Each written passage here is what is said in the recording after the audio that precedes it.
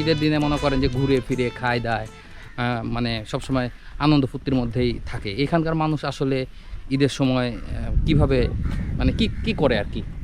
এখানে ঈদের দিনে আমাদের এখানে মানে কোনো কাজই নাই, মানে এখন একটাই সিস্টেম হয়েছে আপনার ওই হয়তো গরু বাছাই, হয়তো যারা গরু জবাই করছে, এই ভাউ টাউট করছে, এগুলো নিয়ে মানে ব্যস্তের মধ্যে থাকে। যখন এগুলো যখন হয়ে যাবে তখন বিকালের দিকে তখন চলে গেল ধানের মাঠে পানি দিতে।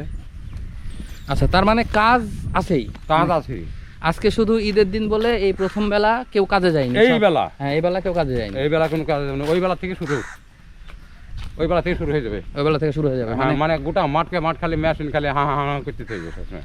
মানে এখানে আসলে মানে ঘোরার বা হচ্ছে যে ওইরকম আনন্দ করার কোনো অবকাশ নাই, আর আনন্দ করার কোনো অবকাশ নেই। আসলে এই গ্রামের মানুষদের বাঁচতে হয় যুদ্ধ করে। যুদ্ধের মাঝে বছরে মাত্র 2টি দিন এই একবেলায় তারা অবসরে কাটান। আর এটাই হচ্ছে খানপুরের মানুষদের ঈদ আনন্দ।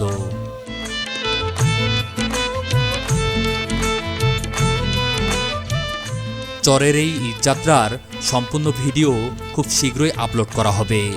ঈদের দিনে কিভাবে আমরা এই দুর্গম চরে গেলাম এবং কি বাধার সম্মুখীন হতে হলো তার সবটাই নিয়ে সাজানো হচ্ছে আগামী পর্ব। আজকের মতো এখানেই বিদায় নিচ্ছি। ঈদ মোবারক।